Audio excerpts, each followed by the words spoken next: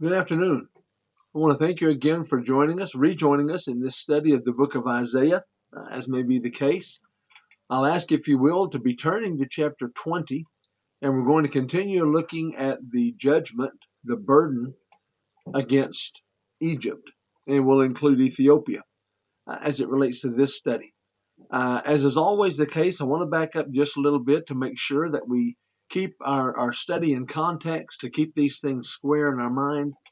And since chapters 19 and 20 both deal with this burden against Egypt, then I want to go back and just hit the high spots with what we looked at in chapter 19.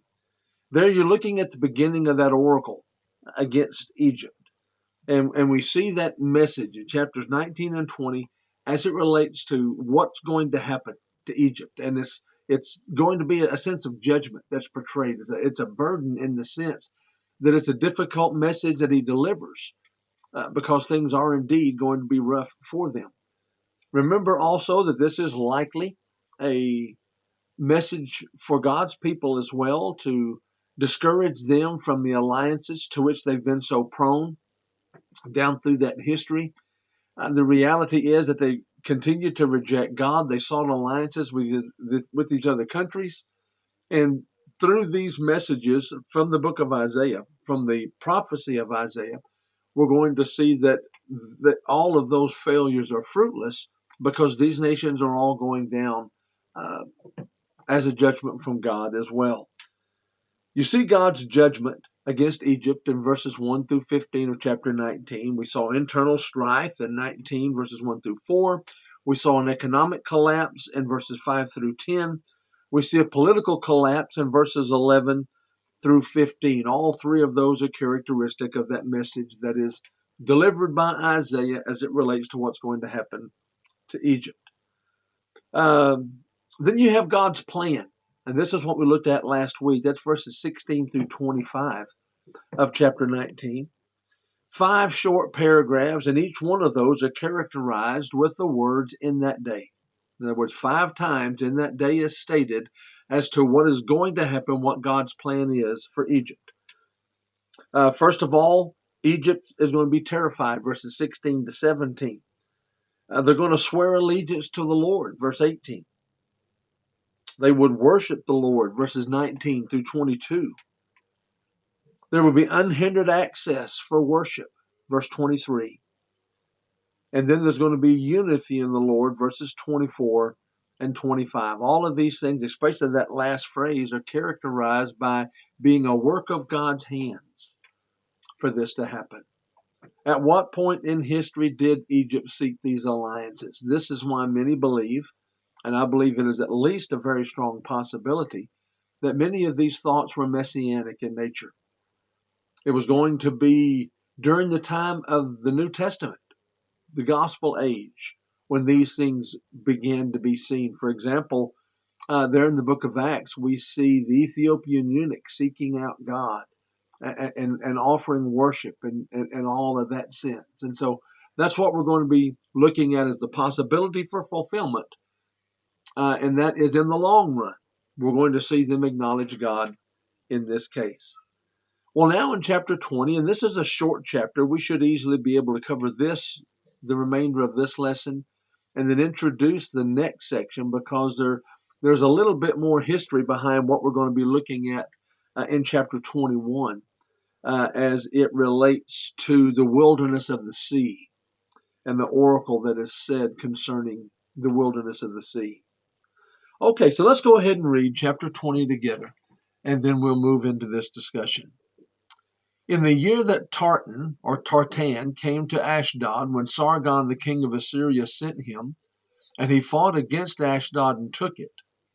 At the same time the Lord spoke by Isaiah the son of Amoz, saying, Go and remove the sackcloth from your body, and take your sandals off your feet. And he did so, walking naked and barefoot.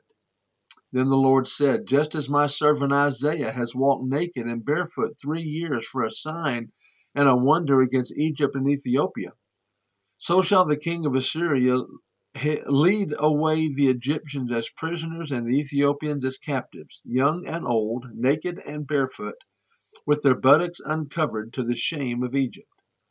Then they shall be afraid and ashamed of Ethiopia, their expectation in Egypt, their glory. And the inhabitant of this territory will say in that day, surely such is our expectation, wherever we flee for help to be delivered from the king of Assyria, and how shall we escape? Now, interesting here, there's a couple of things of interest. Note, we see Isaiah basically acts out a sense of judgment, and that's not uncommon. We see numerous occasions where prophets are called upon to do strange things, and I want to deal with that in a little bit, and I'll mention some of these other prophets here in just a few moments. But it's almost like he's not just saying these things, he's also acting out. He's giving them a vivid physical illustration of what's going to happen in this sense of judgment that is being spoken of in this context. So first of all, in chapter 20 and verse 1, we have the situation set for us. And we see Tartan.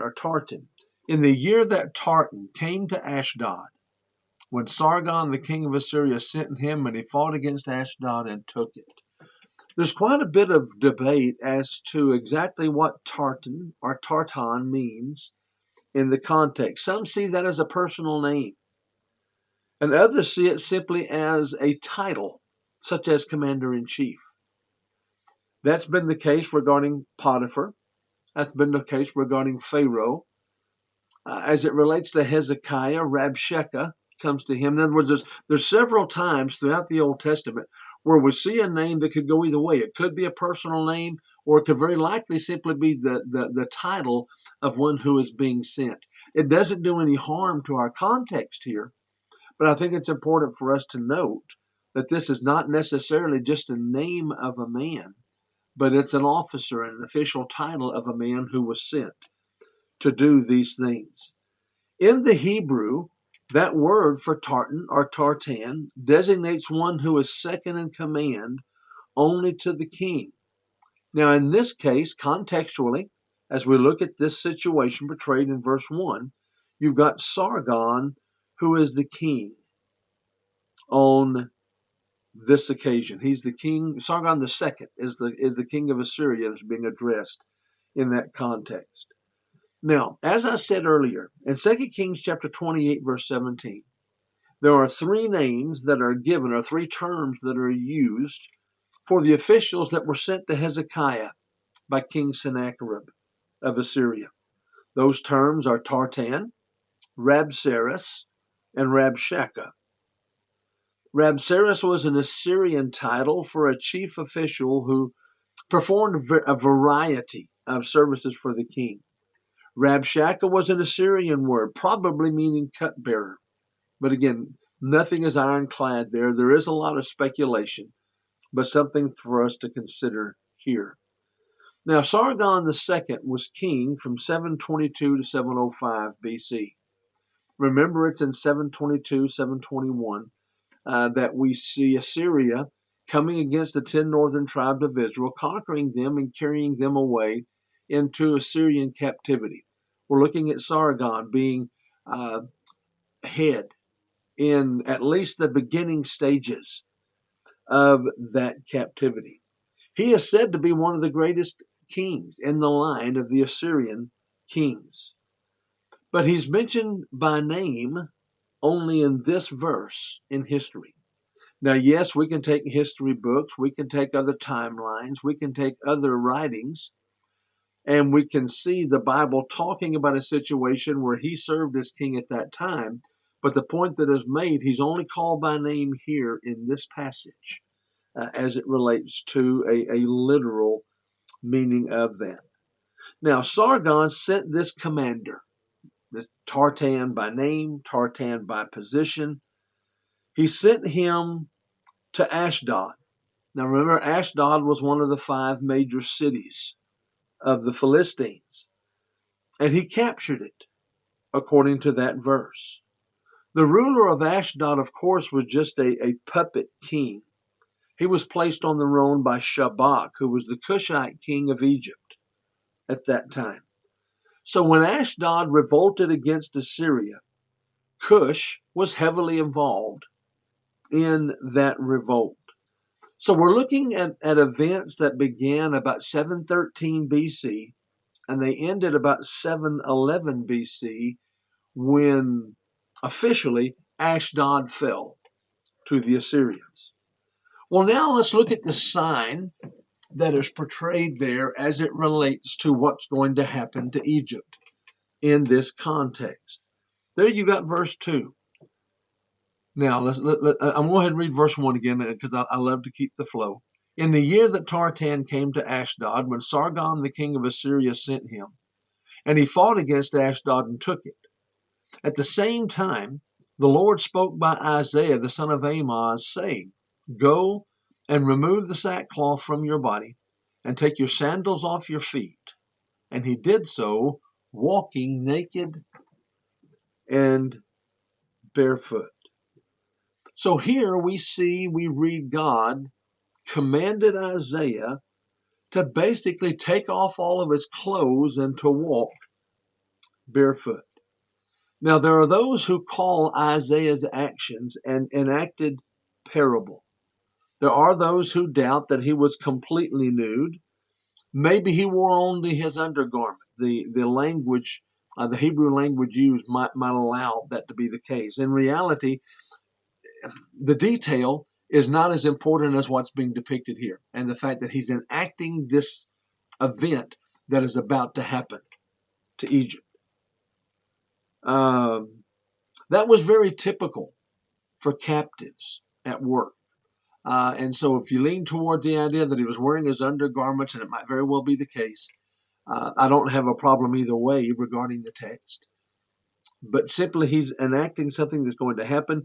If it was the undergarment, it carries a little bit more meaning because, again, that was characteristic of captives who were working. And that's the get-up that they wore, if you will, while they were working. Now, as far as we know, this is the only symbolic act of Isaiah. Isaiah is not going to be called upon to do this again. The rest of his message is simply going to be oral or written as he presents this word. Oral in original form, written later as far as that goes. Many of the oracles that he gave were delivered in an oral fashion. Jeremiah and Ezekiel, however, and we're not going to take time to look there. We're already bogged down pretty deep in the study here of Isaiah, still have a long way to go. But suffice it to say, and maybe for yourselves, it might be good to go back and look, but Jeremiah and Ezekiel did this on several occasions. I think of Ezekiel more often than I think of Jeremiah, and what he was told to do with iron shields and things such as that, putting something behind you and walking backwards. The context there will bring out the meaning of those.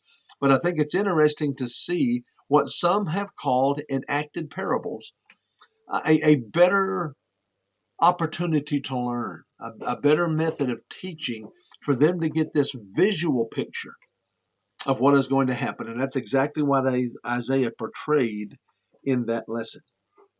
Now, what is of the most importance is verses 3 through 5, because that is the actual meaning of what it was that Isaiah was told to act out.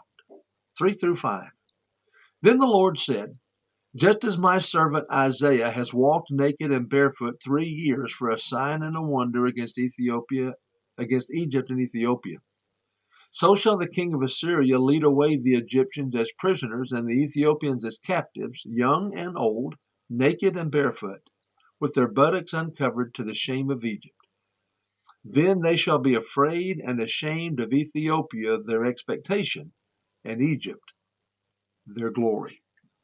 Okay, so somebody is going to be ashamed. You're looking at a shameful act, and it's going to have bearing on how Egypt and Ethiopia are seen by somebody else. So let's move through there with that understanding. Egypt and Ethiopia and Ethiopia are interchangeable names. They're led away to be captives to the shame of Egypt. We don't have the time to get into the horrific details of how Assyria treated their captives, but they were very bloodthirsty, very violent, and very cruel in their actions.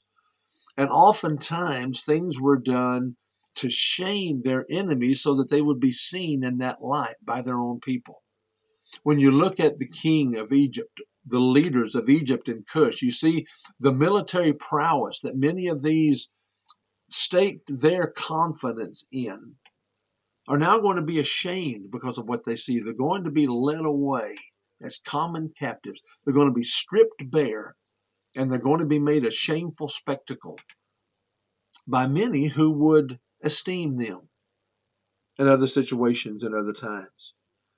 This word for shame in verse 4 is the same Hebrew word as the word naked in verse 2. And so maybe there's an indication of those who see this as being not completely naked, that it's not talking about bare skin per se, but it's talking about a way in which they would be seen as shameful. And in that undergarment, that would also be the case. I'm not taking a stand one side or the other. I probably lean toward the undergarment. It seems to make a lot more sense symbolically in a situation in which symbols are very key to our understanding of the passage. Now, verse 6, for 3 years preceding the fall of Ashdod, Isaiah lived as a symbolic warning to the people of Judah. Judah was going to be carried off into captivity. By the time this is being done, Israel is already there. If we're looking at Sargon II, who was the one who was carrying this out, and these events are 713 to 711, Israel is already gone into Assyrian captivity. They've lost, they've been stripped of their national distinction. Yes, they're still God's people. They could repent and restore that relationship, but it's never going to be the same for Israel. It will never be the same for Judah when they come back from Babylonian captivity, as they're going to be stripped of that national distinction. The names Israel and Judah are going to carry a completely different connotation when the people come back as a remnant back into the land. But here we have an oracle being spoken against Ethiopia, Egypt, and Ethiopia, from which Judah is to learn a lesson. They're headed headlong into the same problems that Israel faced. Rather than lean on God for strength as it related to military times and the need to be protected, they sought to go to alliances instead. Egypt was a very tempting nearby source. And so here is the point to Judah: don't follow them anymore. They're going to be shamed. They're going to be taken away. They're going to be taken down. In one sense, they'll never be the same as it relates militarily. And a message, a seed that is being planted here is that Judah, if you don't pay attention, if you don't see what's going on, if you don't pay any attention to what happened at Israel, if you don't pay any attention to what's happened with Egypt and Ethiopia, you're going to follow in those very steps. God was being patient with them for a time. He was giving them again more opportunity. There's going to be further prophets sent to them to deliver messages. Ezekiel, Daniel are still going to come following the time of these. Jeremiah is still going to come. We're going to see the sad reality is they're not going to pay attention to any of them. In Matthew 23:37, Jesus says they killed the prophets that were sent to them. They basically rejected God's desire to pull all people to himself in this relationship. But they had ample warning. And this is another visible warning as it relates to Isaiah acting this out. Now, this message, yes, was primarily for Egypt. They were being told what was going to happen. Their fall was being depicted here by Isaiah. However, the message was also intended for Judah, who was seeking an alliance with them. Those who placed their hope in Egypt are going to go down too. Just as Egypt is going to be destroyed, so is anybody else who puts their hope and trust in them to help them through a dire situation. Now, we've covered chapter 20. What I would like for us to do is first go ahead and read verses 1 through 10 of chapter 21. And then we may or may not be able to get into the text, but there is a good bit of introductory material that I want to deal with. So let's go ahead and read Isaiah 21, verses 1 through 10, and then we'll come back and look at whatever we have time to discuss from that point. Chapter 21, verse 1, the burden against the wilderness of the sea. As whirlwinds in the south pass through, so it comes from the desert, from a terrible land. A distressing vision is declared to me. The treacherous dealer deals treacherously, and the plunderer plunders. Go up, O Elam, besiege, O Media. All its sighing I have made to cease. Therefore my loins are filled with pain. Pangs have taken hold of me like the pangs of a woman in labor. I was distressed when I heard it. I was dismayed when I saw it. My heart wavered. Fearfulness frightened me. The night for which I longed he turned into fear for me. Prepare the table, set a watchman in the tower, eat and drink. Arise, you princes, anoint the shield. For thus has the Lord said to me, go, set a watchman, let him declare what he sees. And he saw a chariot with a pair of horsemen, a chariot of donkeys, and a chariot of camels, and he listened earnestly with great care. Then he cried, a lion, my Lord. I stand continually on the watchtower in the daytime. I have sat at my post every night. And look, here comes a chariot of men with a pair of horsemen. Then he answered and said, Babylon is fallen, and all the carved images of her gods he has broken to the ground. O my threshing and the grain of my floor, that which I have heard from the Lord of hosts, the God of Israel, I have declared against you. So as you can see, as we've read through there, we've now shifted in our burden. We've got an oracle coming against Babylon. Notice again all these countries that are around Judah at this point. We're going to see Babylon. We're going to see Edom.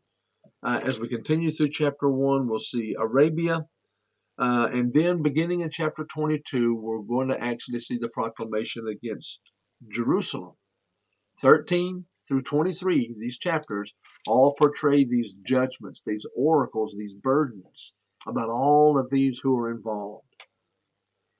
Now, as I said, the prophecy in Isaiah chapter 21, verses 1 through 10 concerns Babylon. When Shalmaneser V died in 721 BC, Merodach-Baladan declared independence from Assyria. Then in 710 BC, Sennacherib II led a campaign that retook the city. In 701 BC, Merodach-Baladan again made another bid for independence. That time that he made a bid for independence has a side note that we're going to be looking at later here in the book of Isaiah. I just want to mention it and just give enough about it to understand what's going on, and then just realize we'll save the bulk of the discussion of chapter 39, verses 1 through 7 when we get to chapter 39 in our study. In Isaiah chapter 39, verses 1 through 7, you had an incident that's reported there. In essence, Hezekiah had visitors from these officials that came, and he showed them his treasure. Basically, he opened it up and showed them everything they had. We're going to see that that was a foolish act that was done. That's going to spawn the question that's a great sermon topic, and that is, what have they seen in your house? What have you showed them? Now, again, I've said all that to say this. Chapter 39, verses 1 through 7 is the event that's being spoken of as we're looking at these events here. It's about the time that you find Merodach-Baladan trying again to get independence from Assyria. At that point in Isaiah 39 is when Merodach-Baladan sent envoys, ambassadors, if you will, to Hezekiah. And there's a thought that that was a veiled attempt to try to get Judah to join him in his fight against Assyria. Now remember, this had gone on before. Let's go all the way back to chapter 7. and we look at Assyria being the power, you look at Israel and Syria attempting to coerce Ahab into joining them for an alliance. That was told, don't worry about that. I'm going to give you a sign. The virgins I conceive will bear a son.